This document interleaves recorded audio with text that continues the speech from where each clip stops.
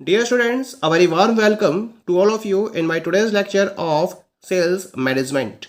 In today's lecture, we will discuss upon the topic behavioral equation, theory of personal selling. This is the fourth and last theory in reference of personal selling. जैसे कि previous lectures में हमने इसके regarding different theories को discuss किया था, आज के लेक्चर में हम डिस्कस करेंगे about the behavioural equation theory of personal selling. Whenever we are talking about the behavioral equation theory, then it was proposed by Howard.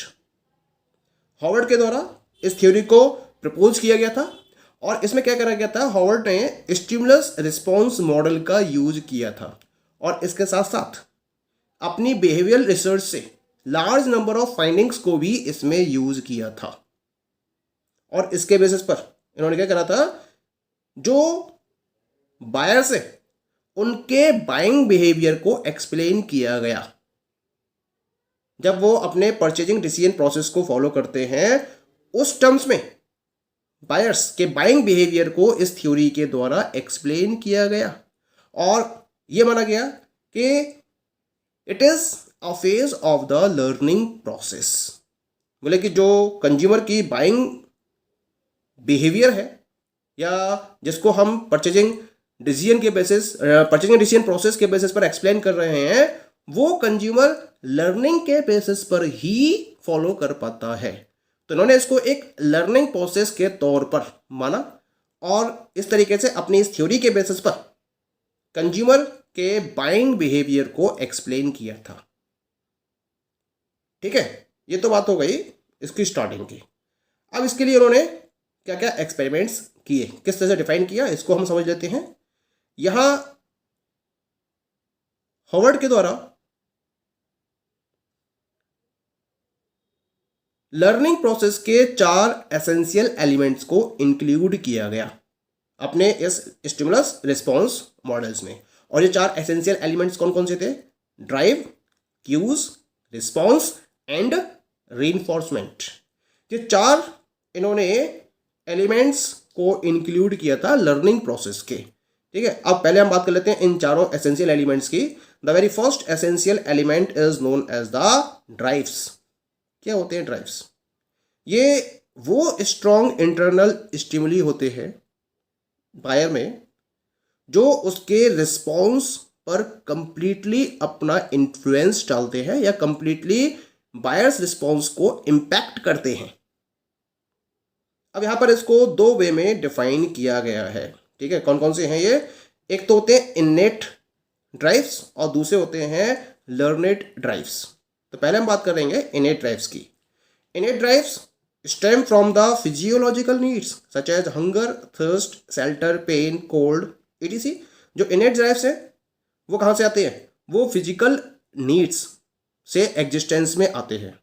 जैसे एज अ ह्यूमन भूख भी लगेगी, प्यास भी लगेगी, सिर ढकने के लिए छत भी चाहिए, पेन भी होता है, कोल्ड भी होता है. तो ये सारे क्या है? ये सब फिजियोलॉजिकल नीड्स है. तो इन फिजियोलॉजिकल नीड्स की वजह से ह्यूमंस में इनेट ड्राइव्स क्रिएट होती हैं.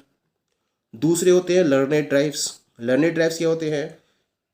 जैसे कि जब ह्यूमंस हैं वो फिजियोलॉजिकल नीड्स से ऊपर उठ जाते हैं, सिक्योरिटी नीड से ऊपर आते हैं, सोशल नीड, फिर आती है स्टेटस नीड.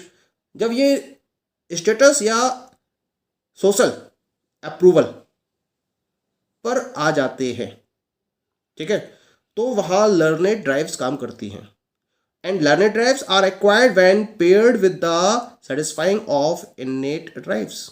यानी कि जब एक ह्यूमन अपनी इनेट ड्राइव से कंप्लीटली सेटिस्फाइड होता है तो फिर वो लर्नेड ड्राइव्स की तरफ मूव करता है. यानी कि एक तरीके से इनेट ड्राइव्स को अगर हम एलोबरेट करें तो उसके एलेबोरेशन को हम लर्नेड ड्राइव्स के बेसिस पर डिफाइन कर सकते हैं. These learned drives are serving as a wicket behind which the functioning of the innate drive is hidden. यानी कि ये जो ड्राइव्स है कंप्लीटली कहाँ से आती हैं? जब एक बार innate ड्राइव सेटिस्फाइड हो जाती है. तो जो innate ड्राइव में इनकी जो फंक्शनिंग होती है, इनकी लर्नेड ड्राइव्स की, वो इनेट ड्राइव में छिपी होती है। यानी कि इनेट ड्राइव एक बेसिक नीड की तरह काम करती है और फिर उसका जो एलेबोरेशन है उसको हम लर्नेड ड्राइव्स में इंक्लूड करते हैं। और जब हम मार्केटिंग की बात करते हैं तो लर्नेड ड्राइव्स जो हैं वो एक डोमिनेंट रोल प्ले करती हैं।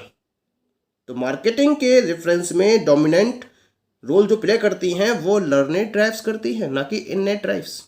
तो इसी वजह से लर्नेड ड्राइव्स पर फोकस किया जाता है by the sales person in its selling process. Clear? चलिए बात करते हैं सेकंड, क्यूज। क्यूज क्या होते हैं? ये वो वीक स्टिमुली होते हैं जो ये डिटरमाइन करते हैं कि जो बायर है वो रिस्पॉन्स कब करेगा। when the buyer will response is determined by cues। ठीक है, अब इसमें भी ये 3 टाइप के डिफाइन करे मैंने यहाँ पर। पहले होते हैं ट्रिगरिंग क्यूज, दूसरे होते हैं नॉन ट्रिगरिंग क्यूज और तीसरे होते हैं specific product and information cues. पहले हम बात करते हैं ट्रिगरिंग क्यूज की। ट्रिगरिंग क्यूज क्या होती है? These activate the decision process for any given purchase. यानी किसी भी परचेज के रिलेशन में जो डिसीजन प्रोसेस को एक्टिवेट कर दें वो हो गए ट्रिगरिंग क्यूज। ठीक है, और नॉन ट्रिगरिंग क्यूज क्या होते हैं? ये वो एक्सटर्नल स्टिमुली होते हैं जो डिसीजन प्रोसेस के टाइम पर रिसीव तो किए जाते हैं लेकिन ये डिसीजन प्रोसेस को एक्टिवेट नहीं कर पाते हैं और ये कभी भी ऑपरेट कर सकते हैं, किसी भी टाइम पर ऑपरेट कर सकते हैं, यहां तक कि जब बायर परचेज करने के लिए कंटेम्पलेटेड नहीं है उस समय भी ये ऑपरेट कर सकते हैं। लेकिन जरूरी नहीं है कि ये क्या कर दे, डिसीजन प्रोसेस को एक्टिवेट कर दे। एक्टिवेट कौन करेगा डिसीजन प्रोसेस को? केवल ट्रिगरिंग क्यूज ही डिसीजन प्रोसेस को एक्टिवेट करते हैं। ठीक है, अब ये जो नॉन ट्रिगरिंग क्यूज है इसमें भी 2 पर्टिकुलर टाइप्स होते हैं। पहला है इसके अंदर product cues. These are external stimuli received from the product directly. मतलब प्रोडक्ट से डायरेक्टली जो स्टिमुली रिसीव होते हैं, एक्सटर्नल स्टिमुली, उनको हम प्रोडक्ट क्यूज का नाम देते हैं। जैसे आपने प्रोडक्ट को देखा तो जो पैकेजिंग का कलर है, जो उसका वेट है, जो उसका प्राइस है, जो उसके फीचर्स है, ये सब क्या है? These are the external stimuli. जैसे आप प्रोडक्ट से डायरेक्टली रिसीव कर रहे हो तो इन्हें तो हमने प्रोडक्ट क्यूज का नाम दे दिया। और दूसरे होते हैं इंफॉर्मेशन क्यूज। ये वो एक्सटर्नल स्टिमुली होते हैं जो सिम्बॉलिक नेचर के रिलेशन में इंफॉर्मेशन को प्रोवाइड करते हैं in relation to a product. ये जो स्टिमुली है वो कहाँ से आते हैं? एडवर्टाइजिंग से आते हैं, क्योंकि जो कंज्यूमर है, जो बायर है, वो डिफरेंट टाइप के प्रोडक्ट्स के रिलेशन में एडवर्टाइजमेंट को वॉच करता रहता है, तो वहाँ से ये क्यूज क्रिएट हो सकते हैं। या फिर वो डिफरेंट टाइप के पर्सन से भी कन्वर्सेशन करता रहता है, अपने फ्रेंड से कन्वर्सेशन कर रहा है, या फिर वो सेल्स पर्सन, किसी भी कंपनी का सेल्स पर्सन उसके पास आया और उसने उस प्रोडक्ट के बारे में उसे इन्फॉर्मेशन प्रोवाइड करी। तो इस तरीके से जो एक्सटर्नल इकोनॉमी, जो एक्सटर्नल स्टिमुली प्रोडक्ट के सिंबॉलिक नेचर के बारे में उसे इंफॉर्मेशन प्रोवाइड कर रही हैं, उन्हें हम बोलेंगे इंफॉर्मेशन क्यूज। इतनी बात क्लियर हो गई। इंफॉर्मेशन क्यूज के बाद हम बात करेंगे थर्ड वन की, और जो थर्ड क्यू है that is known as the specific product and information cues. These may also function as triggering cues.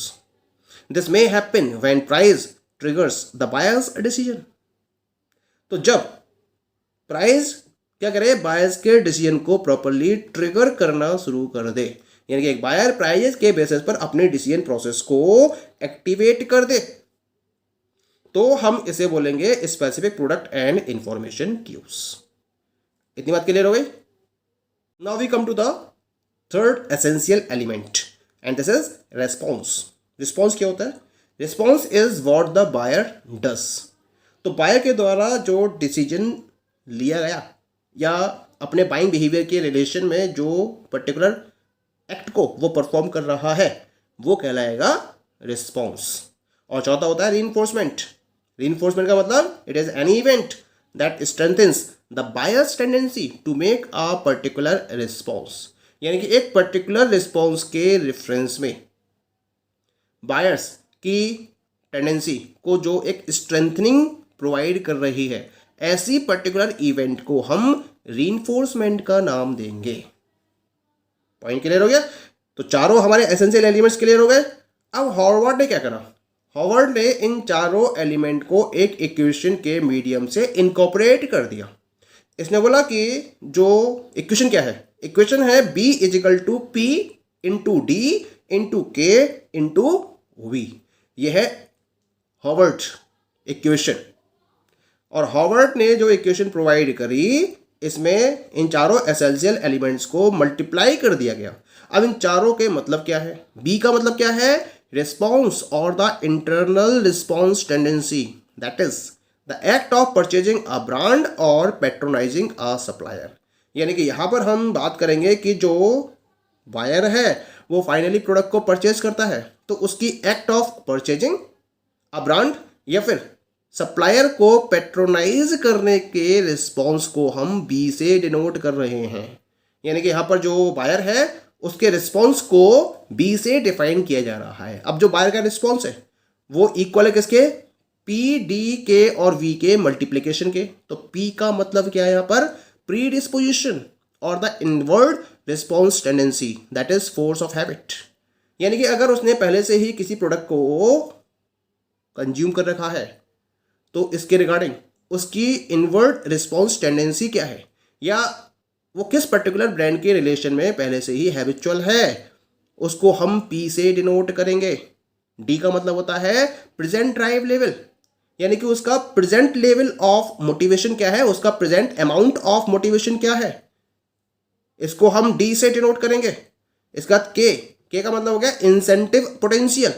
Incentive potential का मतलब वैल्यू ऑफ द प्रोडक्ट और its potential satisfaction to the buyer. यानी कि जो particular brand की बात की जा रही है उसका पोटेंशियल सेटिस्फैक्शन क्या है बायर के लिए, उसको हम के से डिनोट करेंगे। और फिर आता है V, that is the intensity of all cues triggering product और इंफॉर्मेशनल। तो जो हम क्यूज की बात कर रहे थे इससे पहले, जैसे ट्रिगरिंग है, प्रोडक्ट क्यूज है, इंफॉर्मेशनल क्यूज है, इनकी इंटेंसिटी क्या है, इसको हम V से डिफाइन करते हैं।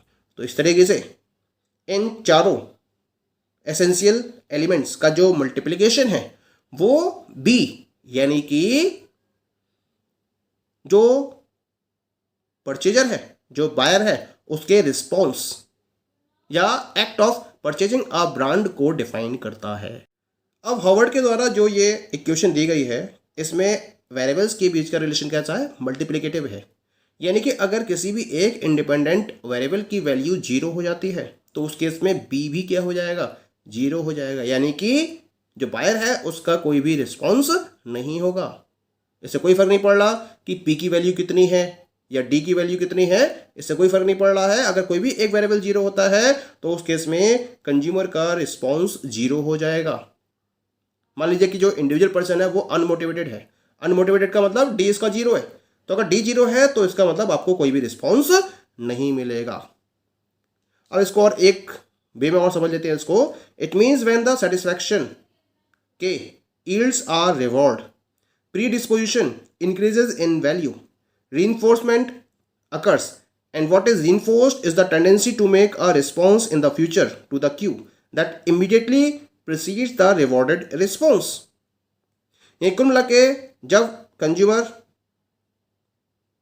को सेटिस्फैक्शन मिलता है तो एक तरीके से उसको रिवॉर्ड मिल जाता है और प्री डिस्पोजिशन इंक्रीज हो जाता है। प्री डिस्पोजिशन के इंक्रीज होने की वजह से रीइंफोर्समेंट अकर होता है, और जो रीइंफोर्स होता है, रीइंफोर्समेंट का मतलब है कि वो एक पर्टिकुलर ब्रांड को परचेज करने के रेफरेंस में अपने डिसीजन को फाइनलाइज करेगा। और जो रीइंफोर्स हो रहा है वो क्या होगा? फ्यूचर में भी उसके कंज्यूमर के द्वारा उस पर्टिकुलर रिस्पॉन्स को फॉलो करने की टेंडेंसी को बताएगा कि फ्यूचर में भी, क्योंकि रीइंफोर्समेंट अगर हो रहा है ना, और रीइंफोर्समेंट के इनकर होने की वजह से कंज्यूमर क्या करेगा? फ्यूचर में भी अपने रिस्पॉन्स को शो करेगा। क्योंकि जो रीइंफोर्समेंट है, एक बार जब रीइंफोर्समेंट इनकर हो जाता है तो इस बात की प्रोबेबिलिटी बढ़ जाती है कि जो बायर है वो प्रोडक्ट को परचेज करेगा ही करेगा, या फिर जो सप्लायर है या फिर जो सेल्स पर्सन है उसको वो एक प्रॉपर पैट्रोनाइज देगा ही देगा।